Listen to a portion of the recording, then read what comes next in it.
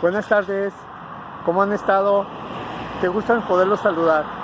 Oye, estaba yo revisando las actividades que ustedes están haciendo y me he fijado que algunos no lo están cumpliendo. Tienes que entender y saber que todo lo que estamos viendo en Aprende en Casa es importante y son los aprendizajes esperados que tenemos que tener en nuestra libreta.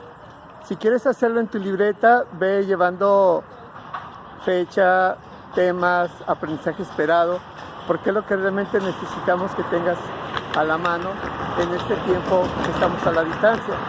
Mira, síganse cuidando, aliméntense, un saludo muy fuerte en su casa, estamos para poderles atender, pregúntenos, cuestiónenos y podemos nosotros apoyarles en esta situación. Enseguida mi compañera Montserrat les dará la clase de esta semana pasada. Muchas gracias, hasta luego, hasta la vista. Repaso del programa Aprende en Casa Ciencias 1 Biología, semana del 21 al 25 de septiembre. Lo que aprendiste en esta semana fue reconocer que el conocimiento de los seres vivos se actualiza con base en las explicaciones de Darwin acerca del cambio de los seres vivos en el tiempo. Darwin fue un joven e inquieto naturalista, quien con solo 22 años de edad inició una expedición alrededor del mundo a bordo de un barco denominado Beagle. Ese viaje de descubrimiento, que duró alrededor de 5 años, Darwin visitó la Patagonia, las Islas Galápagos, Nueva Zelanda, Australia y regresó a su punto de partida en Inglaterra. A lo largo del viaje, Darwin tuvo oportunidad de recolectar diversos restos fósiles de plantas y animales, así como numerosos seres vivos en cada escala en la que el barco tocó tierra.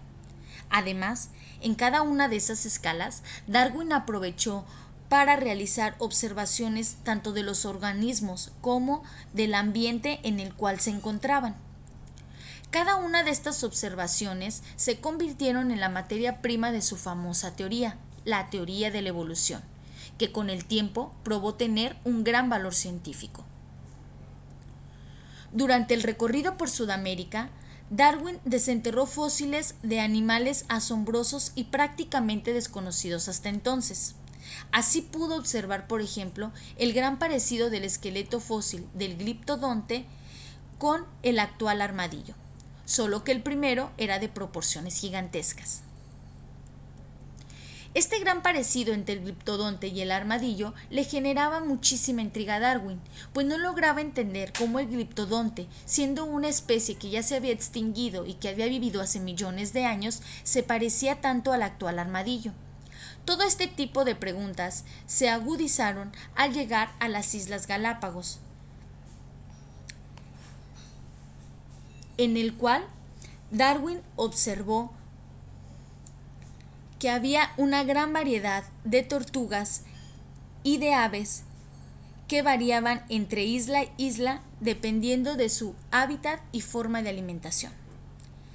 Con referente a las tortugas, Darwin notó que éstas eran gigantes, con cuellos y extremidades muy alargados, pero que diferían en sus caparazones dependiendo de la isla de la cual provenían. Tú puedes observar en la imagen la diferencia en los caparazones entre las diferentes islas. Darwin concluyó que la forma de su estructura tendría que ver con el modo de vida en los diferentes ambientes de cada isla. Otro de los términos que aprendiste en esa semana fue el término de selección natural. Para que quede más claro, vamos a utilizar de ejemplo a los pinzones.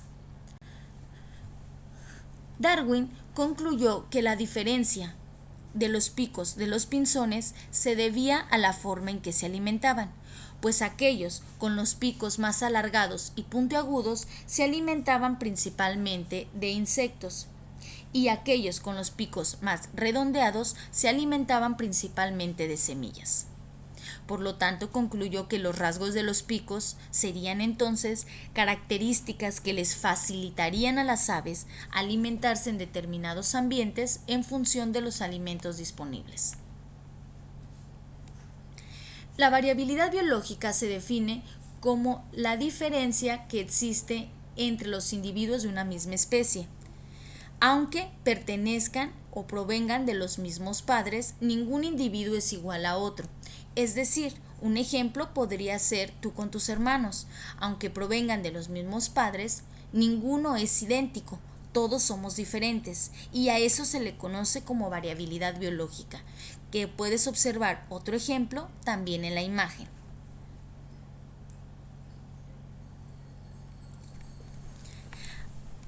Aunque a Darwin le quedaba claro que la diferencia en los picos se debía a la forma en que se alimentaban cada uno de estos pinzones, lo que aún no lograba entender era cómo sucedía este cambio.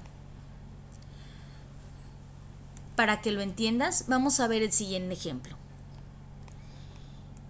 Imaginemos que estás en una población en donde predominan los pinzones de pico redondeado, es decir, aquellos que se alimentan de semillas. Como en toda población, siempre va a existir una variabilidad, es decir, una diferencia entre la misma especie. Entonces, dentro de esta población en la que la mayoría de los pinzones son de pico redondeado, vamos a tener unos cuantos pinzones de pico alargado y puntiagudo. Si determinadas las circunstancias en el hábitat en la que se encuentran estos tipos de pinzones, las semillas, que son estas, comienzan a escasearse, los pinzones de pico alargado y puntiagudo que se alimentan de insectos como los gusanos van a tener mayor probabilidad de sobrevivir, ya que ellos, gracias a la forma de sus picos, van a poder alimentarse, reproducirse y heredar esa característica de sus picos a las siguientes generaciones.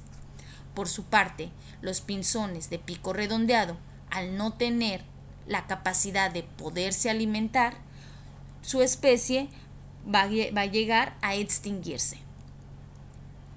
Y en lugar de ver a una población en la que la mayoría de los pinzones eran de pico redondeado, ahora la mayoría será de pico puntiagudo. Darwin dedujo que la selección natural iba moldeando el proceso de cambio en las especies, pues elegía los individuos más aptos para sobrevivir y por lo tanto para reproducirse. Ahora, ¿cómo cambia la población de una especie en el tiempo? Utilicemos nuevamente el ejemplo que te mencioné de los pinzones. Para que haya un cambio, se ocupa primero que exista una variación. Dentro de la población de los pinzones existía la variación en los picos, de los cuales tenían el pico alargado y puntiagudo.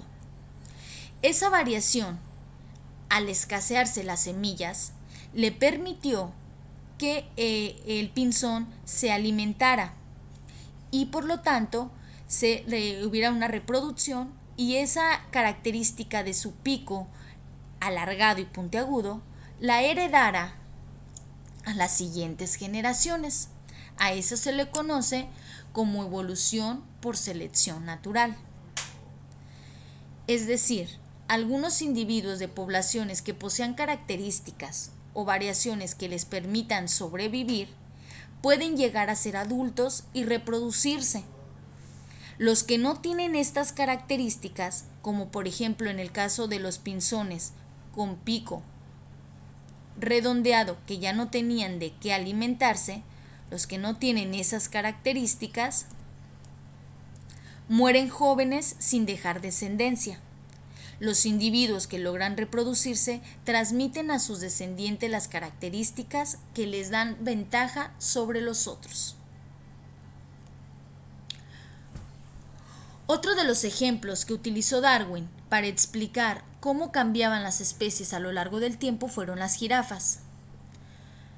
Darwin propuso que las jirafas con cuello largos sobrevivieron debido a que alcanzaban las hojas, mientras que aquellas de cuello corto, ¿sí?, tendían a morir porque pues no podrían alimentarse. Al morir pues obviamente no podían reproducirse. Entonces las jirafas de cuello largo que se pudieron alimentar se reproducían y heredaban esa característica a las siguientes generaciones. Las de cuello corto, al no poderse reproducir, porque morían, la especie quedaba en extinción. Por último, veamos el término de adaptación, que se define como el proceso mediante el cual los organismos con ciertas características aumentan su sobrevivencia y éxito reproductivo en un ambiente determinado. Hay diferentes tipos de adaptaciones: morfológicas, como en el caso del camaleón; adaptaciones conductuales, como en el caso de la ardilla, que tiende a recolectar sus alimentos en ciertas temporadas del año; o adaptaciones fisiológicas, como en el caso de los camellos, que tienen la capacidad de tomar grandes cantidades de agua en muy poco tiempo. Para terminar con el video, quiero recordarte una de las publicaciones más importantes de Darwin, titulada El origen de las especies, la cual publicó en 1859, y podemos resumir en estos 3 puntos. Primero, los tipos biológicos o especies no tienen una existencia fija ni estática, sino que se encuentran en un cambio constante. 2. La vida se manifiesta como una lucha permanente por la existencia y la supervivencia. Aquellos que logran adaptarse, los mejores adaptados, son los que sobreviven. 3. La lucha por la supervivencia provoca que los organismos que menos se adaptan a un medio natural desaparezcan, se extingan, y permite que los mejores adaptados se reproduzcan. A este proceso se le llama selección natural. Espero que el video te haya servido para dejar más claro el aprendizaje de esta semana. Recuerda compartir en familia tu conocimiento. Si quedan algunas dudas o tienes comentarios, puedes mandarlas al blog o a mi correo personal. Gracias y nos vemos la próxima semana. Hola chicos, qué gusto saludarlos de nuevo. Esperamos que este video les sea de utilidad para que puedan lograr sus aprendizajes esperados. Sigan cuidándose mucho, nos vemos pronto, bye bye.